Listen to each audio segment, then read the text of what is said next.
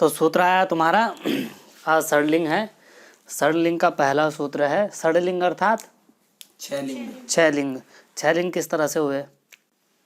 अजंत pulling. देखो लिंग कितने हैं? तीन लिंग हैं। कौन कौन से? पुल्लिंग, स्त्रीलिंग, नपुंसकलिंग। तो पुल्लिंग, स्त्रीलिंग, नपुंसकलिंग, तीन लिंग हुए। उसके बाद हुए जो अक्षर हैं उनको दो कैटेगरी में बांटा गया है, स्वर और व्यंजन। तो स्वर संस्कृत में स्वरों का दूसरा नाम क्या है? अच है। तो अजंत पुल्लिंग एक, अजंत स्त्रीलिंग, अजंत नपुंसकलिंग तीन। उसके बाद दूसरा भेद हुआ हलंत यानी स्वरांत व्यंजनांत। तो हलंत पुल्लिंग, हलंत स्त्रीलिंग, हलंत नपुंसकलिंग। इस तरह से छह लिंग हो गए। तब छह लिंग उनके विशेषण यानी अजंत हलंत दो भेद से वह तीन लिंग कितने में बदल गया? छह लिंग में। तो ये षडलिंग प्रकरण इसलिए रखा है कि लिंगों के कारण शब्दों में कुछ अंतर पाया जाता है। लिंग निष्ठ कुछ परिवर्तन होते हैं शब्दों में। तो उन शब्दों में जो परिवर्तन होते हैं उन्हें अलग अलग लिंग के प्रकरण में विभाजित किया गया है। इसीलिए इसका नाम क्या है? षडलिंग है। ठीक है जी। तो प्रधानतया पुरुष की प्रधानता होने से पहले कौन सा प्रकरण आया? अजंत पुल्लिंग। और पहला अक्षर अच है। वर्णों में जो 14 पाणिनि जी के सूत्र हैं उनमें पहले अच प्रत्याहार आता है, फिर हल प्रत्याहार आता है। इसलिए प्रथमत्वात् अजंत का व्याख्यान किया जा रहा है। तो अजंत पुल्लिंग शब्दों का प्रकरण षडलिंग के अंतर्गत प्रारंभ हो रहा है। इस षडलिंग प्रकरण का प्रथम सूत्र है अर्थवद। अर्थवद धातुर प्रत्यय प्रातिपदिकम। क्या सूत्र है? अर्थवद धातुर प्रत्यय प्रातिपदिकम। अर्थवद धातुर प्रत्यय प्रातिपदिकम। बोलो क्या है? अर्थवद धातुर प्रत्यय प्रातिपदिकम। ठीक है। अगर अलग अलग बोलोगे तो इस तरह से बोलोगे अर्थवद अधातु अलग बोलो। ठीक है। अप्रत्यय प्रातिपदिकम। प्रातिपदिकम। ये मैं अलग अलग करके लिख रहा हूँ। वस्तुतः है क्या? अर्थवद धातुर प्रत्यय प्रातिपदिकम। प्रातिपदिकम ये क्या है? संज्ञा है। ये संज्ञा करने जा रहे हैं हम। और ये क्या है? संज्ञी अंश है। ये इस संज्ञी अंश में भी ये मुख्य है। ठीक है। ये इसके क्या है? विशेषण है। समझ में आया? हाँ जी। तो अधातु अप्रत्यय, अधातु न धातु इति अधातु और न प्रत्यय इति अप्रत्यय। तो धातुश्च प्रत्ययश्च इति धातु प्रत्ययो और न धातु प्रत्ययो अधातु प्रत्ययो। ठीक है। अर्थवत के हिसाब से आएगा तो अर्थवद धातुर प्रत्यय हो जाएगा। तो आ का संबंध धातु के साथ भी है, आ का संबंध प्रत्यय के साथ भी है। तो अर्थ होगा अधातु अप्रत्यय। ठीक है। अब देखिए हमारी संज्ञा है क्या? प्रातिपदिकम। प्रातिपदिक संज्ञा करनी है हमें। किसकी प्रातिपदिक संज्ञा करनी है? अर्थवत की करनी है। लेकिन ये दो इसके ऐसे विशेषण हैं जो इसमें कमी करेंगे, संकोच करेंगे। तो पहला तो क्या नहीं होना चाहिए? धातु नहीं होना चाहिए, धातु भिन्न। और क्या नहीं होना चाहिए? प्रत्यय भिन्न, प्रत्यय नहीं होना चाहिए। ठीक है। हाँ जी। और तीसरा व्याख्याता एक अर्थ और देते हैं। देखो लघु सिद्धांत पढ़ा रहा है ना, तो लघु सिद्धांत के अनुसार ही व्याख्या करेंगे, ज़्यादा नहीं घुसेंगे कि कहाँ से आया, किस तरह से आया। ये मनोरमा इत्यादि लघु शब्देन्दु शेखर का विषय है। अभी लघु सिद्धांत पढ़ रहे हो तो जितना ज्ञान चाहिए लघु सिद्धांत के लिए उतना ही ज्ञान पर्याप्त है। ठीक है। तो जो व्याख्यान करने वाले हैं वरदराज आचार्य जी, वो क्या कह रहे हैं? पढ़ो क्या लिखा है। धातुम प्रत्ययम प्रत्ययांतम च वर्जयित्वा। हाँ, तो देखो अ माने भिन्न, धातु को छोड़ करके, वर्जयित्वा यही अर्थ है। धातुम वर्जयित्वा भिन्न, प्रत्ययम वर्जयित्वा। तो ये तो साक्षात यहाँ सूत्र में ही पढ़े गए हैं कि धातुम वर्जयित्वा प्रत्ययम वर्जयित्वा अर्थवत शब्द स्वरूपम, शब्द स्वरूप अर्थवान कौन होगा? शब्द ही होगा व्याकरण में, तो अध्याहार से तब शब्द स्वरूप आ जाएगा कि धातु को छोड़कर और प्रत्यय को छोड़कर के जो अर्थवान शब्द स्वरूप, तो ये तो साक्षात अर्थ है सूत्र में, लेकिन व्याख्याता एक नया अर्थ बता रहे हैं, प्रत्ययांतंच, प्रत्ययांत को छोड़ करके, ठीक है, प्रत्ययांत को छोड़ करके, प्रत्ययांत भिन्न, तदादि, तदादि भिन्न,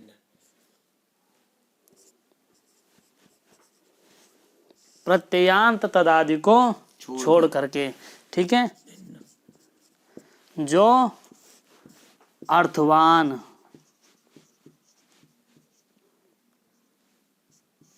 ठीक है, जो अर्थवान, अब इन्होंने अर्थवत कर रखा है तो हमें क्या लगना है? शब्द स्वरूप, शब्द स्वरूप, स्वरूप, ऐसे शब्द, ऐसे अर्थवान शब्द स्वरूप की प्रातिपदिक संज्ञा होती है। समझ में आया? हाँ जी, कुछ समझ में लगा अर्थ? तो प्रातिपदिक संज्ञा करनी है हमें, प्रातिपदिक संज्ञा किसकी करनी है? अर्थवान शब्द स्वरूप की करनी है। तो अगर हम ये कहें कि अर्थवान शब्द स्वरूप, अब ये विचार करना है कि ये तीन आखिर हमने लगाए क्यों, क्या जरूरत पड़ी। अगर हम सिर्फ इतना कहते हैं कि अर्थवान के क्या होती हैं? प्रातिपदिक संज्ञा, प्रातिपदिक संज्ञा होती है, तो बताओ कि एक है भू, भू सत्तायाम, इसका भी तो अर्थ है कि नहीं है? क्या अर्थ है? होना, सत्ता, भू सत्तायाम, सत्तायाम, होना, यह अर्थ है। अर्थवान शब्द स्वरूप हो गया। अगर हम कहें कि अर्थवान की प्रातिपदिक संज्ञा होती है तो इसकी भी प्रातिपदिक संज्ञा हो जाएगी? हाँ जी, हो जाएगी ना। तो प्रातिपदिक संज्ञा होगी तो तीन नहीं आएंगे, सु आने लगेंगे। हाँ जी, ठीक है। हाँ जी, दूसरा है प्रत्यय नहीं होना चाहिए, सु प्रत्यय है। राम शब्द से हम सु लाए और सु भी, सु का अर्थ है कुछ या नहीं है? जब राम के साथ जुड़ेगा तब है, अगर नहीं जुड़ेगा तो वैसे तो कुछ नहीं है। क्यों नहीं है? सु का मतलब है प्रत्यय, सु नाम का प्रत्यय है वही उसका अर्थ। और दूसरी बात है कि प्रत्यय आता तब, प्रत्यय का आविष्कार यानी प्रकटीकरण तभी होता है जब शब्द के साथ आता है। के साथ आता है। तो जिस आपको बताया है कि जिस अर्थ में प्रत्यय होता है वही प्रत्यय का अर्थ माना जाता है। तो राम से हम सु लाए, सु प्रत्यय का कोई ना कोई अर्थ है या नहीं है? राम, क्या है अर्थ? राम, सु का, राम का अर्थ है राम, सु का अर्थ राम नहीं है। सु का अर्थ है एकत्व, अच्छा, एक राम, राम का अर्थ है राम, लेकिन कितने राम ये सु डिसाइड करेगा कि तू भाई एक राम है। तो सु का अर्थ एकत्व हुआ कि नहीं? इसका मतलब सु भी कैसा है? अर्थवान, अर्थवान है। सु भी कैसा है? अर्थवान, अर्थवान है। हुआ? तो अर्थवान प्रत्यय की भी प्रातिपदिक संज्ञा होने लगेगी कि नहीं? और प्रत्ययांत रामः, राम शब्द अर्थवान है, हाँ, रामः शब्द अर्थवान है, वो भी है। तो जिसे राम शब्द अर्थवान था वैसे रामः भी अर्थवान है, इससे भी दोबारा प्रातिपदिक संज्ञा होने लगेगी। तो इन तीनों की प्रातिपदिक संज्ञा न हो इसलिए कहा कि धातुम वर्जयित्वा। तो भू धातु की प्रातिपदिक संज्ञा नहीं होती, रमू धातु की नहीं, राम धातु से रमु हो, भू हो, जितने भी धातुएं हैं उनकी प्रातिपदिक संज्ञा नहीं होती, क्योंकि हमने यहाँ जोड़ दिया है विशेषण अधातु। ठीक है। हाँ जी, राम शब्द से सु भले लाते हैं लेकिन सु की प्रातिपदिक संज्ञा नहीं होती, इसलिए सु से दोबारा सु नहीं आता। नहीं तो दोबारा सु आता, उस सु से भी सु आता, अनंत दोष हो जाता। कब तक सु लाते रहते है ना? तो अनंतावस्था दोष हो जाता, शायद उसे यही अवस्था कहते होंगे। प्रत्यय तदादि रामः शब्द से दोबारा सु आने लगता। तो इसलिए धातु को छोड़ करके, प्रत्यय को छोड़ करके, प्रत्ययांत को छोड़ करके अर्थवान जो शब्द स्वरूप उसकी प्रातिपदिक संज्ञा होती है। सूत्र का अर्थ स्पष्ट हो गया? कोई दिक्कत है तो एक बार पंक्ति बाँच लो, हम अपना अर्थ कह लें, फिर ये शंका कह लेगा। शंका पद प्रश्न, अरे पहले बोलो। धातुम प्रत्ययम प्रत्यांतम च वर्जयित्वा अर्थवद शब्द स्वरूपम प्रातिपदिक संज्ञम स्यात्। हाँ, तो धातुम प्रत्ययम प्रत्ययांतम च वर्जयित्वा, छोड़ करके, धातु को छोड़ करके, प्रत्यय को छोड़ करके, प्रत्ययांत को छोड़ करके अर्थवान जो शब्द उसकी हो जाती है प्रातिपदिक संज्ञा। ये हुआ तुम्हारा अर्थ। अब आप अपनी शंका बोलो। पहला तो ये गुरुजी मतलब जिसकी प्रातिपदिक संज्ञा होगी उसके बाद सु प्रत्यय आना निश्चित है। अभी हमने आपको कुछ नहीं बताया। यहाँ जितना पढ़ देखो, तुमने पढ़ रखा है घर में, वो चीज ना बोलो यहाँ। अभी तुम्हें हमने प्रातिपदिक संज्ञा बताई, इस प्रातिपदिक संज्ञा वो बताया है तुम्हें जरूर है। सु के बाद सु आएगा, सु के बाद सु आएगा, तो बताया मैंने कि इस तरह से हो सकता है। क्यों निषेध कर रहे हैं? अभी तो वो भी करना है। हाँ बोलो, अपनी शंका रखो पहले। यही है गुरुजी। एक तो ये है कि मतलब यदि किसी की भी जब प्रातिपदिक संज्ञा होने के बाद तभी तो सौ जिस्मर से सु आएगा। ठीक, यही होता है ना गुरुजी। हाँ, तो वो तो बताने जा रहे हैं आपको। हाँ, दूसरा ये गुरुजी मतलब तदादि प्रत्यांत क्या है? अभी बता रहे हैं, अभी बताएंगे तुम्हें। अभी कृतद्धित समासा में अभी तुम्हें जितना सूत्र ने अर्थ बताया वो हो गया, वो तो हो गया ना। वो तो पूरा है। अभी यहाँ हमने तदादि लिखा था, लेकिन ये तो मैंने अपने उससे लिखा है, व्याख्यान में तुम्हारे नहीं आया। हमें नॉलेज है इसलिए लिख दिया है। अभी इसका व्याख्यान अभी आगे बताएंगे, ठीक है। तो इतना समझ गए। इस समझने में, इस सूत्र के अर्थ में कोई दिक्कत आ रही है? जितना पढ़ा है इसमें अगर कोई शंका हो तो पूछ सकते हो। अब इसका क्या होना है ये तो हम बताएंगे ही आगे। यहाँ तक में कोई शंका है? नहीं है ना। आगे बढ़े। उसके बाद हो गया ना इतना। तो यहाँ तक हमारा हो गया। क्या हो गया? धातु अर्थवान के क्या करनी है हमने? प्रातिपदिक संज्ञा करनी चाहिए। लेकिन वो अर्थवान कैसे क्या नहीं होना चाहिए? एक तो धातु नहीं होना चाहिए, वो प्रत्यय नहीं होना चाहिए, और उसके अंत में कोई प्रत्यय न हो। प्रत्यांत उसे कहेंगे भाई जिसके अंत में प्रत्यय हो। तो एक तो वो खुद प्रत्यय न हो, और उसके अंत और वह धातु न हो, और ऐसा शब्द भी नहीं हो जिसके अंत में प्रत्यय हो। इन तीनों को छोड़ करके जो भी अर्थवान शब्द होगा उसकी हम प्रातिपदिक संज्ञा कर देंगे। प्रातिपदिक संज्ञा कर देंगे ना, कोई दिक्कत नहीं। तो पहला सूत्र आपने ये पढ़ लिया, कृतद्धित समासाश्च, ठीक है। आगे बढ़े। उसके बाद आया पढ़ लिया अभी, अर्थवद धातुरः प्रत्यय प्रातिपदिकम पढ़ा। अब आया कृतद्धित समासाश्च। कृतद्धित समासाश्च। कृतद्धित समासाश्च,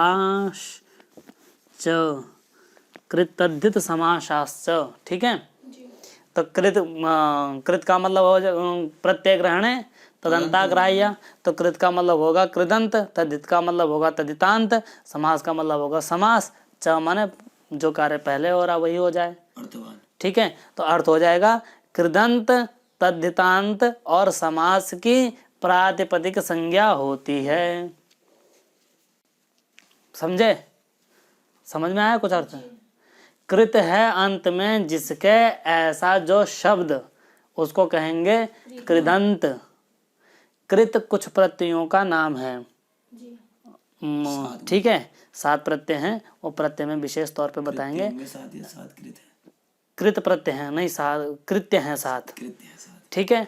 तो कृत प्रत्यय हैं, कृदंत कहा जाता है। तो कृत प्रत्यय हैं अंत में जिनके ऐसे शब्दों की, और तद्धित एक प्रत्यय है, तद्धिता सूत्र के अधिकार में आने वाला। तो तद्धित प्रत्यय हैं अंत में जिनके ऐसे तद्धित प्रत्ययों प्रत्ययांत शब्द की और समास की प्रातिपदिक संज्ञा होती है, ठीक है। उदाहरण आया राम, ठीक है। राम देखो, जब आप राम शब्द को अखंड मानोगे, इसमें कुछ नहीं है। राम ये एक पूरा शब्द है, अलग नहीं है। भाई किसी का नाम तुमने फ्लिंटॉप रखा, अब बताओ कि उस फ्लिंटॉप की व्युत्पत्ति क्या है, कैसे बना वो फ्लिंटॉप? पीटरसन शब्द कैसे बना? बोलोगी जी पीटर उसके पिताजी का नाम था, वो पीटर का सन है इसलिए वो क्या हो गया? पीटरसन हो गया। तो बताया भाई फ्लिंटॉप का मतलब क्या है? कहा गुरुजी फ्लिंट था, ऑफ साइड में जा रहा था तो इसका नाम रख दिया फ्लिंटॉप। ऐसा होता है कहीं क्या? अगर किसी ने किसी का नाम ही रख दिया, पिताजी ने हमारा नाम कुलदीप रख दिया है, हम मुरझे से, तो कुलदीप अर्थ तो नहीं हो रहे। ऐसे शब्द क्या होते हैं? अव्युत्पन्न होते हैं। तो राम शब्द जिस पक्ष में अव्युत्पन्न है, अव्युत का मतलब इसकी व्युत्पत्ति नहीं है, इसे तोड़ा नहीं जा सकता, कैसे बना इसे नहीं बताया जा सकता। ये राम है, उस पक्ष में ये अर्थवान है या नहीं है? है, किसी व्यक्ति का नाम है, तो उस पक्ष में अर्थवद धातुरः प्रत्यय प्रातिपदिकम से साक्षात इसकी क्या है? प्रातिपदिक संज्ञा है, ठीक है। अब अगर राम शब्द हमने कहा राम शब्द व्युत्पत्ति से भी सिद्ध होता है। कैसे? रमु धातु है। क्या धातु है? रमु धातु है। और रमु क्रीड़ायाम रमन्ते योगिनो यस्मिन, इस अर्थ में रमु धातु से घय प्रत्यय होता है।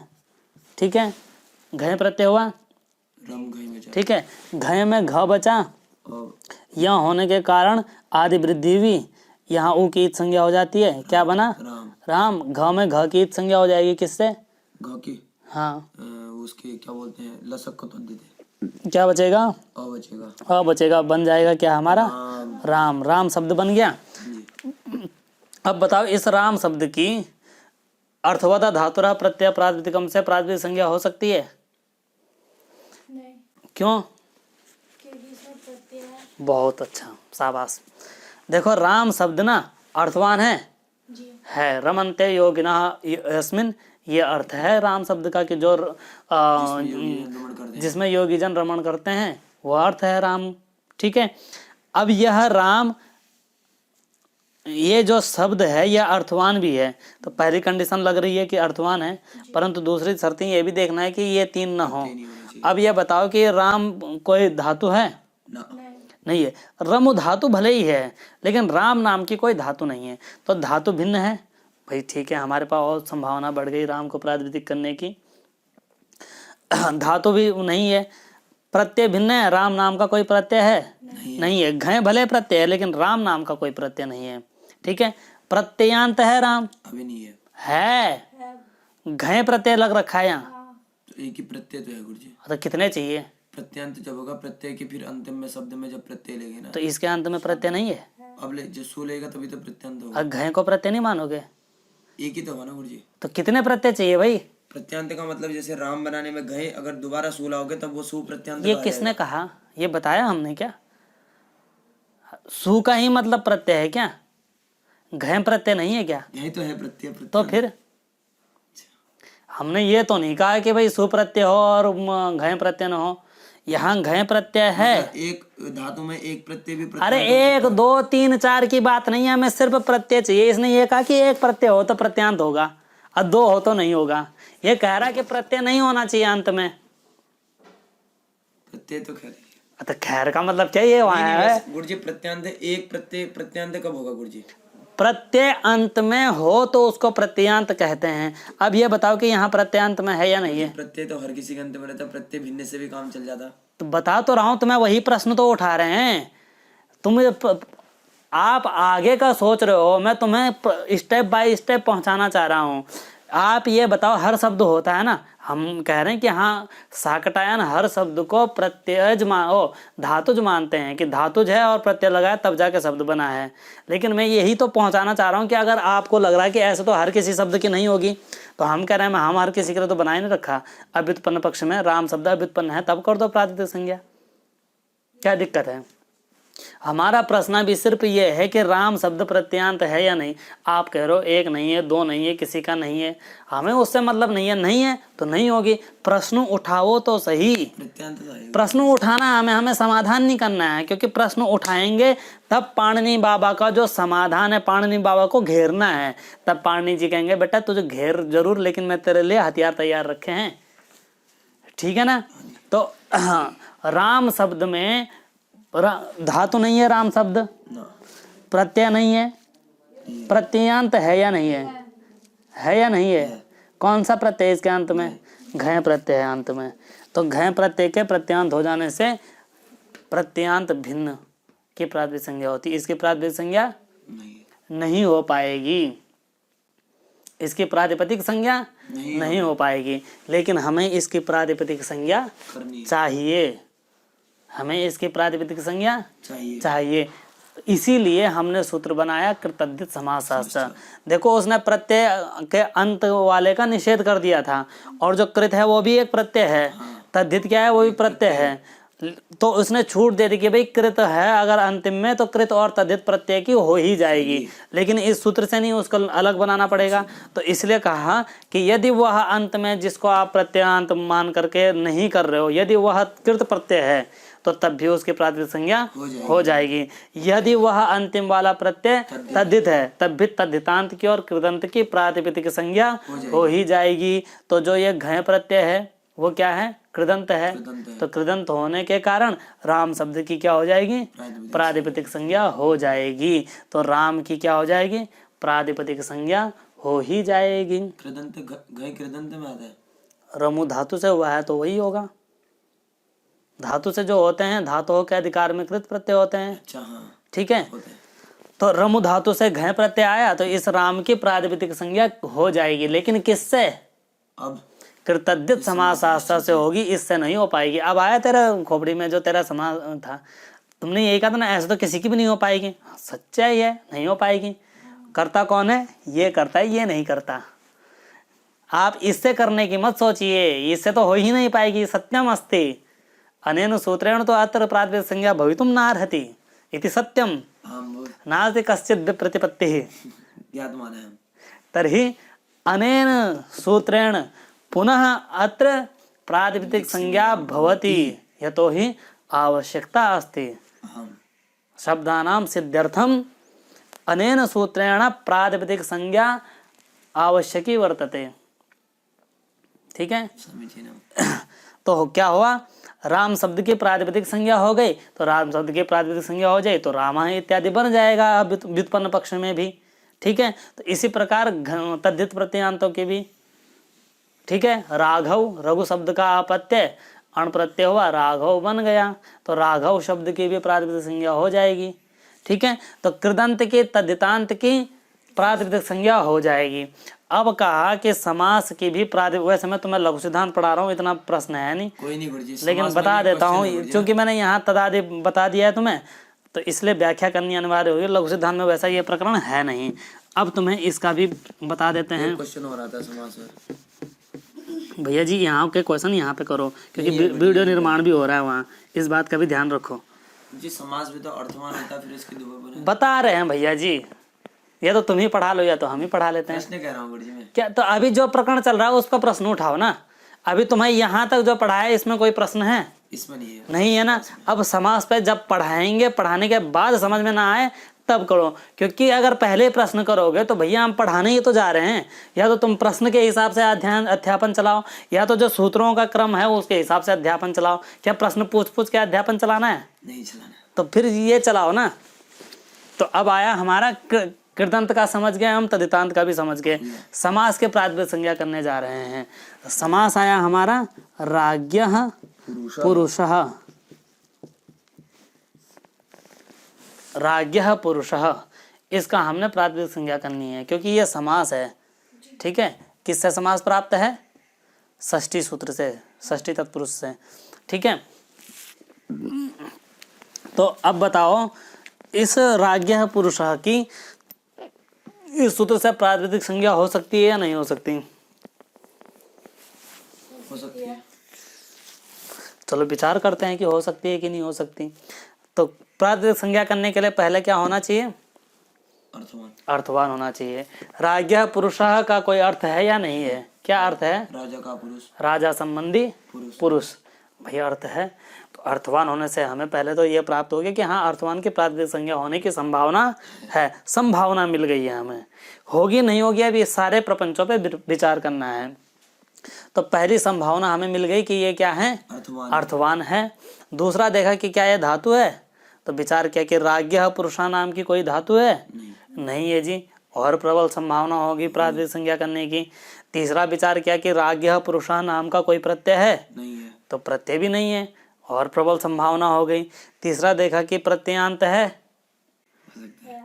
हैं? कैसे? गस। गस और सु। गस तो नहीं है। षष्ठी। अंतिम में कहाँ है? अंतिम में। एक बात बताओ, हम प्रातिपदिक संज्ञा करने किसकी जा रहे हैं? किस पे विचार कर रहे हैं अभी तक तुमने? ये अर्थवत धातु किस पे विचार किया? अर्थवान की गुरुजी। अरे तो कौन है वो अर्थवान? राज्ञः पुरुष। तो एक बात बताओ तो कि राज्ञः पुरुष के अंत में गस कैसे हो सकता है? गस नहीं, जो विसर्ग आया गुरुजी वो सोच रहा। किसका है विसर्ग? अब यह हमें तीसरा पॉइंट तय करना है कि प्रत्ययांत नहीं होना चाहिए। अब बताओ कि ये अर्थवान है, निकल गया। धातु नहीं है, हो गया। प्रत्यय भी नहीं है, नहीं हो गया। अब ये बताओ कि यह प्रत्ययांत है या नहीं है? प्रत्ययांत कैसे ढूंढना है कि इसके अंत में प्रत्यय है या नहीं? अब बताओ इसके अंत में प्रत्यय है या नहीं? है। तुम बताओ। मुझे पता ही नहीं है। व्याकरण धुरंधर तुम हो, वो बेचारे तो बीएड की छात्रा है। सु तो है गुरुजी, तो बोलो ना तब। वही सु कह रहा हूँ, राग। हाँ तो तुमने गंस बोला, मैं गंस निकालना। यहाँ के राग तो ये बीच में है भाई, हम तो अंत की बात कर रहे हैं, प्रत्ययांत बोल रहे हैं। सुन तो लो पहले कि प्रत्ययांत कह रहे हैं, अंत में होना चाहिए, तुम बीच की बात कर रहे हो। इसलिए तो तुम्हें मैंने पूछा घेरा क्यों तुम्हें, इसलिए घेरा कि तुम पहले देख तो लो, विचार तो कर लो कि क्या चल रहा है यहाँ। हाँ होगा इसमें सु पर। अपनी बुद्धि एक सीधी लाइन पे रखो, कहाँ पहुंचाना चाह रहे हैं आपको। आप हमारे एक बार अध्यापक पर विश्वास करके तो देखो, वो आपको सीधे सीधे पहुंचाना चाह रहा है। प्रत्ययांत भिन्न होना। अब बताओ कि इसके अंत में प्रत्यय है कि नहीं है? कौन सा प्रत्यय है? सु है। ठीक है, अब ध्यान रखो कि आपने इसको माना है सु। ठीक है, तो यह क्या हो गया, इसकी प्रातिपदिक संज्ञा इस सूत्र से नहीं हो सकती। क्यों? क्योंकि यह प्रत्यांत निकल गया। ठीक है, इस सूत्र से इसकी प्रातिपदिक संज्ञा नहीं होगी, नहीं हो सकती। ठीक है, दूसरा क्या हुआ,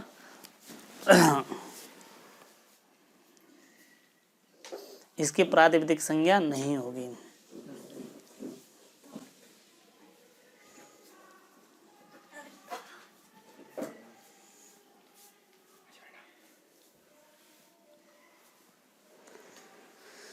ये पहुंचाना कहाँ चाह रहा हूं तुम्हें।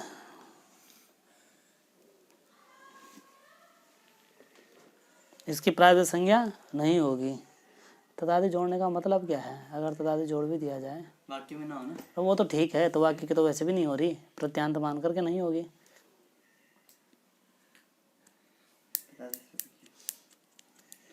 नियम का फल कहाँ है? हाँ, जिससे जो प्रत्यय हो रखा है ना, वो उसके आदि में होना अरे वो तो मुझे पता है कि तदादि क्या है।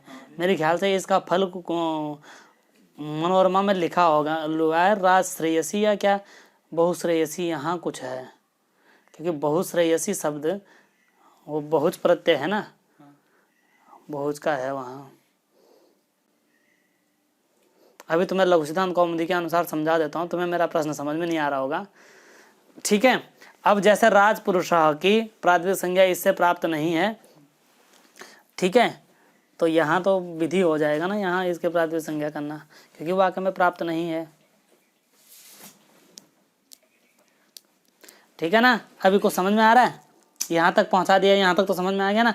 अब ये कह रहे हैं कि ऐसे प्रत्यय को प्रत्ययांत नहीं मानना है। कहा कि कैसे वाले को मानना है? कि देखो हमने क्या बताया है, प्रत्ययांत तदादि बताया है कि प्रत्ययांत तदादि न हो। प्रत्ययांत तदादि को छोड़ करके बोला कि ये प्रत्ययांत तदादि क्या है, ये प्रत्ययांत तदादि क्या है?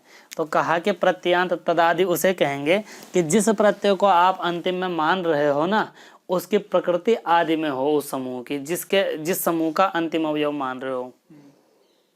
यह प्रत्यांत आप किसका मान रहे हो? राग पुरुषः का या राज्ञः पुरुषः का मान रहे हो? तो राज्ञः पुरुषः इसका अंतिम निकाला आपने सु। अब इस सु का, इस सु की जो प्रकृति है वह क्या आदि में बैठी हुई है? सु प्रकृति किसे कहते हैं? जिससे प्रत्यय आता है। सु प्रत्यय किससे आया है? गलत, पुरुषः से आया है। पहले वहां आके खोल के देख भी ले, अभी आ रहा है। ये सु किससे आया है? पुरुषः से आया है। राज्ञः पुरुषः से तो नहीं आया है। आया है क्या? नहीं आया है। तो अब बताओ ये प्रत्यांत तदादि हुआ है? नहीं हुआ प्रत्यांत तदादि, क्योंकि जो प्रत्यय आप अंत में मान रहे हो उसकी प्रकृति आदि में नहीं है, तो प्रत्यांत तदादि नहीं है। इससे प्रातिपदिक संज्ञा हो जाएगी? हो जाएगी, क्योंकि प्रत्यांत तदादि से भिन्न की कहा है, ये तो प्रत्यांत तदादि है ही नहीं, ये प्रत्यांत तदादि नहीं है। अरे प्रत्यांत तो है, प्रत्यांत तदादि नहीं है। इसने कहा कि प्रत्यांत तदादि को छोड़ करके शेष की होती है, तो ये तो प्रत्यांत तदादि मिला ही नहीं, तो इसकी भी प्रातिपदिक संज्ञा इस सूत्र से हो जाएगी। भैया जब ये सूत्र से हो गए तो समास ग्रहण करना क्यों? समास ग्रहण करना तो व्यर्थ हो गया, हो गया ना भैया। इसकी प्रातिपदिक संज्ञा तो इसी सूत्र से प्राप्त है, समास ग्रहण क्यों करते हो? क्योंकि आप कह रहे हो कि प्रत्यांत तदादि भिन्न को छोड़ करके तो प्रत्यांत तदादि हुआ ही नहीं, क्योंकि इसकी प्रकृति आदि में नहीं। प्रत्यांत तदादि किसे कहते हैं? जिस प्रत्यय को आप अंत में मान रहे हो उसकी जो प्रकृति हो वो आदि में हो। रामः में आपने प्रत्यांत तदादि क्यों माना? क्योंकि रामः में जो सूत्र सु है वह अंत में है, उसकी प्रकृति जो राम है वह आदि में बैठी हुई है, क्योंकि राम से ही सु आया है, तो वहां तो नहीं हो सकता। लेकिन यहाँ तो प्रातिपदिक संज्ञा इससे हो ही जाएगी, क्योंकि यह जो सु है इसकी प्रकृति पुरुष है, यह पुरुष इस समूह के आदि में नहीं है। यहाँ तो आदि में क्या है? राज्ञः पुरुष है। समझ में आया? जी। ठीक है। अब देखो इन्होंने कहा कि ऐसा, तो भैया रामः ग्रामम गच्छति, ठीक है, रामः ग्रामम गच्छति। अब ये बताओ कि इस समुदाय की, ये समुदाय अर्थवान है या नहीं है? है। अर्थवान है, अर्थवान मिल गया। रामः ग्रामम गच्छति नाम की कोई धातु है? नहीं है। रामम ग्रामम गच्छति नाम की कोई धातु है? नहीं है। गच्छ गम धातु भले ही हो, लेकिन रामा ग्रामम गच्छति नाम की, ये इस नाम की कोई धातु नहीं है। इतना लंबा चौड़ा कोई धातु नहीं है। कोई रामः ग्रामम गच्छति नाम का कोई प्रत्यय है? भाई ती प्रत्यय भले ही हो, अम प्रत्यय भले हो, सु प्रत्यय भले ही हो, लेकिन रामः ग्रामम गच्छति नाम का कोई भी प्रत्यय नहीं है। ठीक है, समझ गए? अब यह प्रत्यांत तदादि है कि नहीं? ये प्रत्यांत भाई अगर हम कहें कि प्रत्यांत है कि नहीं, तो आप कहोगे कि हाँ भाई यहाँ तिप प्रत्यय है अंत में, तो ये प्रत्यांत हो गया। लेकिन हमारा प्रत्यांत कैसा है? पारिभाषिक है। प्रत्यांत का मतलब क्या है? प्रत्यांत तदादि, मतलब जिस प्रत्यय को आप अंतिम में मान रहे हो उसकी प्रकृति आदि में होनी चाहिए। तो ये जो तिप है ना, तिप, ये किससे आया है? रामः ग्रामम गम से आया है या केवल गम से आया है? केवल गम से आया ना, तो गम इसकी प्रकृति है। स्त्री की प्रकृति क्या है? गम है। यह गम इस समूह के आदि में बैठा हुआ है क्या? नहीं है। तो आप बताओ यह प्रत्यांत हुआ? ये प्रत्यांत नहीं हुआ भाई, प्रत्यांत नहीं हुआ। तो प्रातिपदिक संज्ञा इससे हो जाएगी कि नहीं हो जाएगी? तो जैसे इसकी प्रातिपदिक संज्ञा प्राप्त है, वैसी इसकी भी प्रातिपदिक संज्ञा प्राप्त है। किस सूत्र से? इस सूत्र से। अर्थवद धातुरः प्रत्यय प्रातिपदिकम से मूल शब्द की प्रातिपदिक संज्ञा भी प्राप्त है, समास की भी प्रातिपदिक संज्ञा प्राप्त है, और वाक्य की भी प्राप्त है। ये वाक्य है, ये समास है, और जो तुमने रामः की थी वो क्या है? शब्द है, वो केवल शब्द है। तो जिस तरह से शब्द की प्राप्त है उस तरह समास की भी प्राप्त है, उस तरह से वाक्य की भी प्राप्त है। ठीक है, तो जो पद है उसकी प्रातिपदिक संज्ञा में तो कहीं कोई दिक्कत नहीं है, वहाँ तो चाहिए ही चाहिए, तो वहाँ तो कोई वो विवाद नहीं है। तो रामः की प्रातिपदिक, राम शब्द की या राम कृष्ण इत्यादियों की प्रातिपदिक संज्ञा हो जाएगी। राज्ञः पुरुष और रामः ग्रामम गच्छति में दोनों सूत्रों से प्राप्त है। एक जगह इष्ट है प्रातिपदिक संज्ञा करना, एक जगह प्रातिपदिक संज्ञा करना इष्ट नहीं है। ठीक है, तो इसको हटाने के लिए क्या करेंगे? तो इन्होंने समास जोड़ दिया, तो कहा कि समास की तो प्रातिपदिक संज्ञा हो जाएगी। तो इस वाक्य की कैसे होगी? तो कह रहे हैं कि यह नियम कर देगा कि इन दोनों में समास की ही प्रातिपदिक संज्ञा हो, इसकी न हो, इसलिए समास ग्रहण किया है। वस्तुतः दोनों की प्रातिपदिक संज्ञा इससे ही प्राप्त थी, लेकिन जैसे राज्ञः पुरुषा की थी वैसे ही इसकी भी थी। अगर समास ग्रहण नहीं करते तो राज्ञः पुरुषा में प्राप्त थी वो तो सही था, लेकिन साथ ही रामः ग्रामम गच्छति की भी प्राप्त हो जा रही थी। इसको कौन रोकेगा? इसको रोकने के लिए समास ग्रहण किया, और समास ग्रहण नियमार्थ होगा। तो इसलिए सिद्धांत कौमुदी में लिखा हुआ है कि यत्र संघाते पूर्वो भागपदम तस्य चेत भवति तर्हि समासस्यैव। जहाँ समूह में पद हो तो उसकी यदि प्रातिपदिक संज्ञा की जा रही है। यत्र समुदाये पूर्वो भागः पदम, जहाँ समूह में पूर्व भाग में पद आ रहे हो, उसकी यदि प्रातिपदिक संज्ञा इष्ट हो तो केवल समास की ही हो, अन्य की न हो। तेन वाक्यस्य न, इसलिए वाक्य की नहीं होती।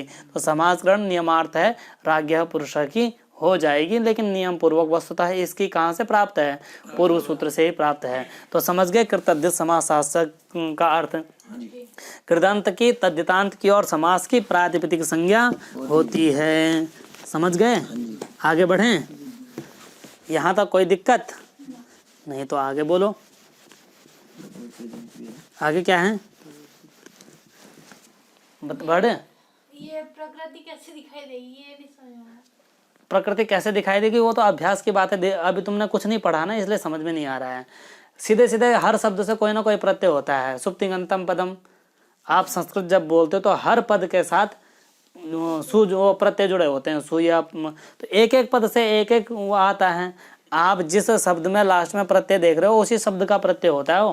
भाई रामः ग्रामम गच्छति में आपको रामः में विसर्ग दिखाई दे रहा है ना, वो किसके साथ दिखाई दे रहा है? राम शब्द के साथ। तो वो जो सूद विसर्ग दिखाई दे रहा है वो प्रत्यय का अवयव है। तो वो उसकी प्रकृति कौन है? जिसके साथ वो जुड़ा हुआ है वो है, और कौन है? और ग्रामम में अम दिखाई दे रहा है तो ग्रामम शब्द का, ग्राम शब्द का अम है वो, तो ग्राम उसका प्रकृति हुई। ठीक है, कुछ कुछ समझ में आया? जी। ठीक, तो यहाँ तक दो शब्द सूत्र समझ गए। आगे